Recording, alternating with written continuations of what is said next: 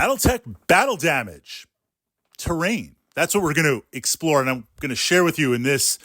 I was going to say Tactica vlog, but it's definitely not a Tactica vlog. It's a narrative vlog.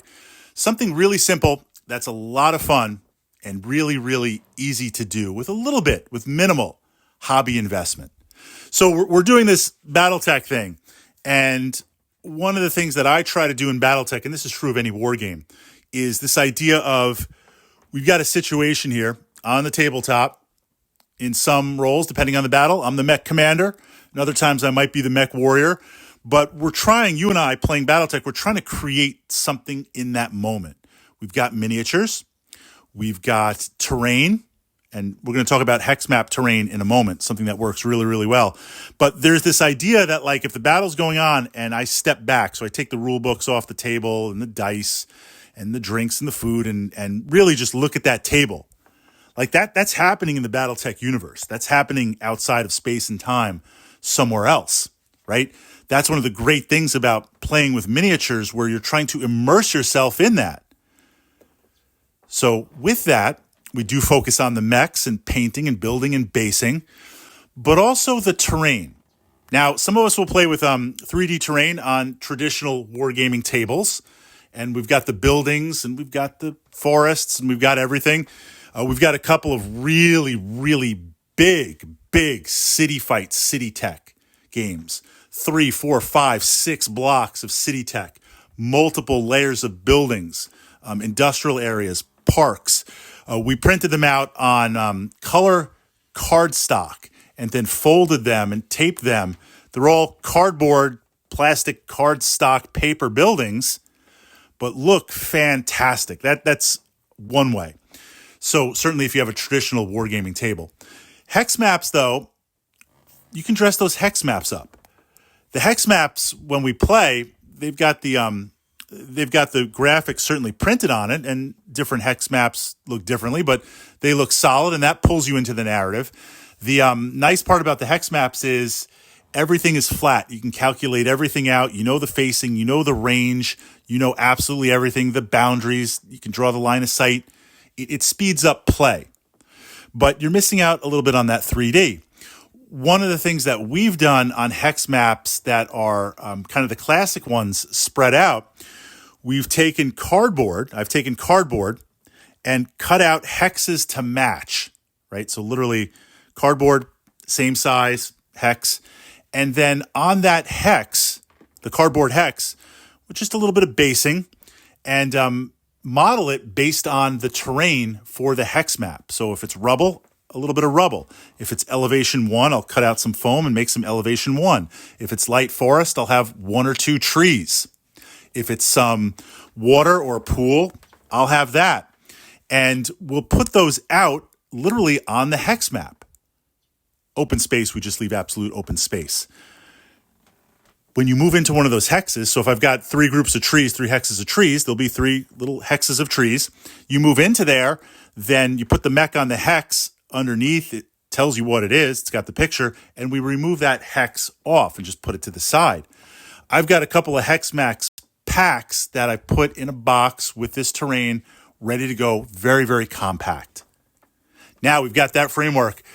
The next aspect that we do, and I really like this, I like doing this with Battletech, both with hex maps, but especially if it's open play, an open wargaming table, kind of a traditional wargaming table. We've got a lot of battle damage tokens.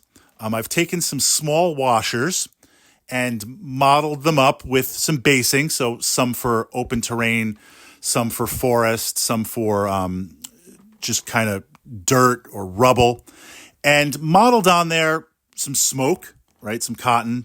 Dry brush it, airbrush it, smoke on fire.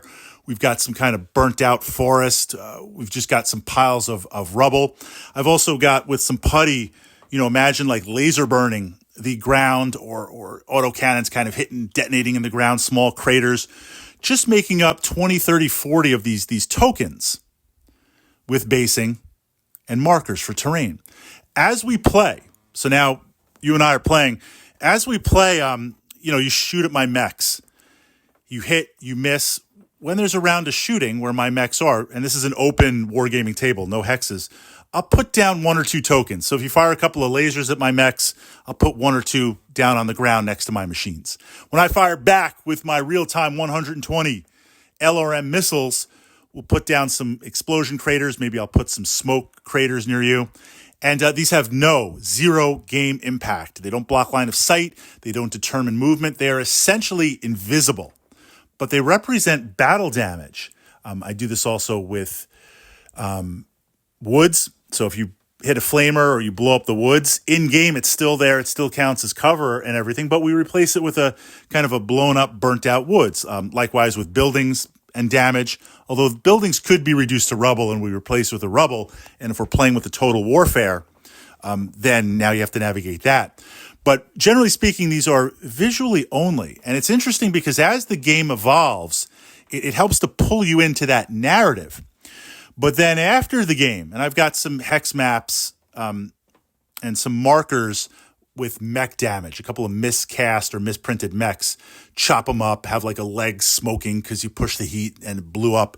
That if one of my machines gets destroyed, I replace it, take it off the table and put that destroyed. It's an interesting narrative visually as we play because you get to see where the action is as it's unfolding. And then after the battle, right, the battle conditions are met, battle's over. My mech's what's left on the table, yours what's left on the table. Before we put everything away, to pause and look upon our works, our mighty works. And it's interesting to see all the battle damage and really tactically on the map where it's like, look, we made a big deal about this point. Look at all the battle damage and this is where the battle was. What the heck were we even doing there? The objective was on the other side. And it's like, well, look, I was trying to go to the other side. You intercepted. Just tabletop glory. I'm like, I got to blow you up. Forgot about mission objectives. Like all sorts of stuff where it's like, look at this line of laser burn all the way around the sides of the table. Yeah, that's because like you were running your 4 Jenners up there. And I'm like, I'm trying to blast these machines, but I can't because you got speed, you got range. So it's an interesting little narrative and a way to see with these markers. And again, 20, 30 for each type. We've got them in a box. We just pull them out as needed. I think the little things like that, once you've secured your mech collection, you've got your hex maps. This is the hobby aspect. You're constantly building and evolving your Battletech hobby tactica. I think this is a great way to have this and to pull you into the narrative and get the most out of this game to really, really project yourself in that moment of what we're doing.